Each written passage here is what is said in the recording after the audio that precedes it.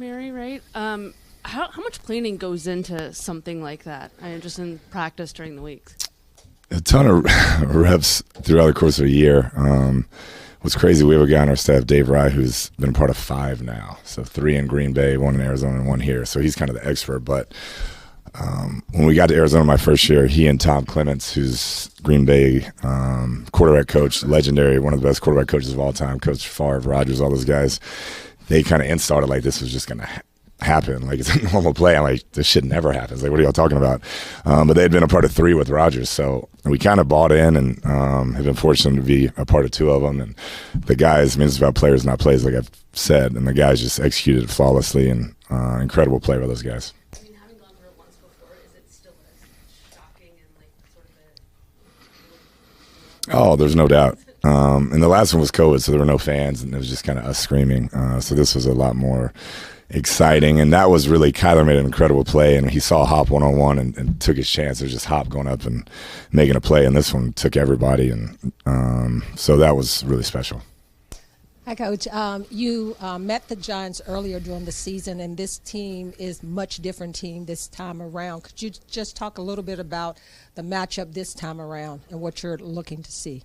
Yeah, you always hope you made significant improvement from week 2 up until now, and there's always a bit of a battle of attrition this time of year with injuries and things of that nature. But they've played really well on defense. They continue to get better, not giving up many points, very disruptive as far as recording sacks. I believe they lead the league. So it's a impressive group to watch. Shane has done a great job schematically each week, I think, really tailoring it to their strengths, and so it'll be a huge challenge. Being the first time that Jaden's going to see a team for the second time in his NFL career, what kind of challenges does that provide for him?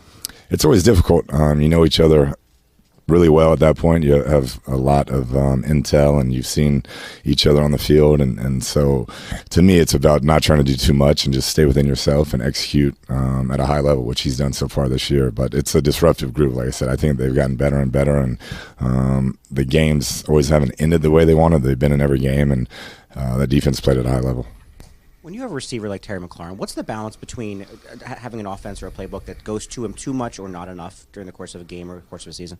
Yeah, I'd say, I mean, every game with a guy like that, you come out of it saying, I wish we would have gotten it to him more. I mean, he's that type of a talent, and he plays hard. And like I've told you before, the beauty of him is he never asks for it. He never comes back, complains, and never gets on the quarterback. He just does his job. And when that guy is doing it like that and blocking, playing without the ball, then everybody else is going to get in line. And that's kind of the beauty of him. But, yeah, I think he's a guy you want to make sure every week if the money's on the table, like the ball's going to him.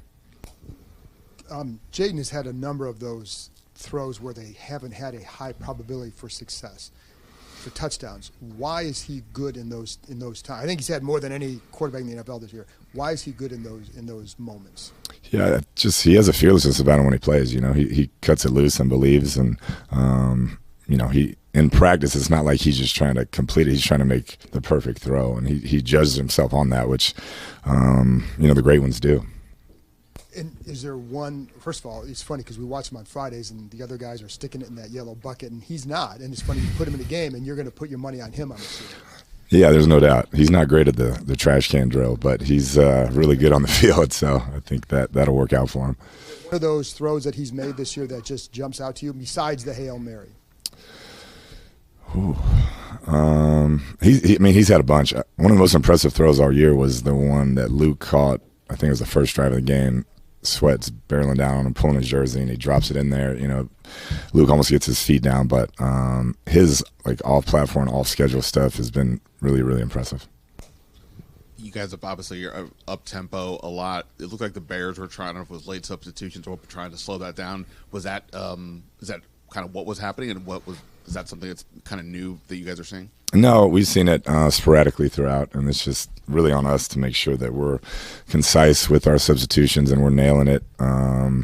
Otherwise, they're going to be allowed to, you know, hold the ball, and when we sub, they sub, and they tend to take their time doing that, which I understand. It's part of the game, and it's built in that way, but that just means we have to be really good when we do go fast or we sub that we're dialed in.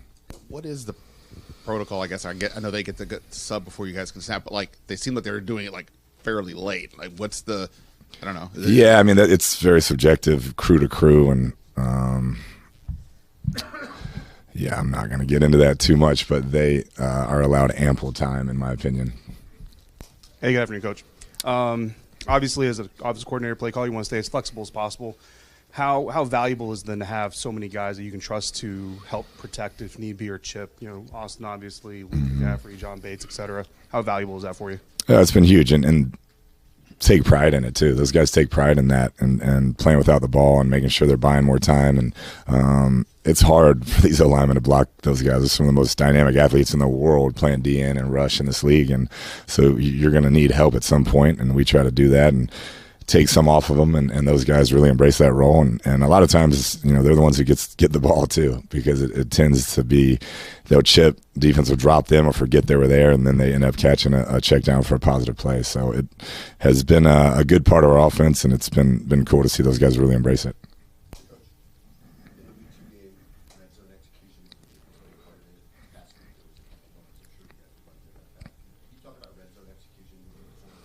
Yeah, it definitely needs to be better.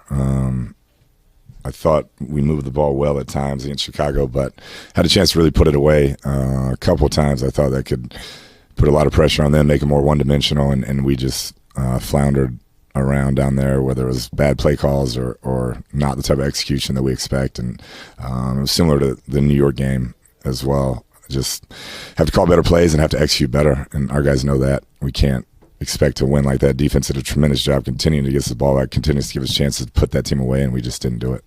Take one more. In that Giants game where you guys take 7 field goals, was there any part of getting a little conservative around the red zone or in that area, knowing the Giants didn't have a kicker and they weren't going to take field goals there? I wish I could say so. No, we were trying to score as many touchdowns as possible. We just did not get it done. Yeah. Cool. Thank y'all. Appreciate it. You could just take it to beat.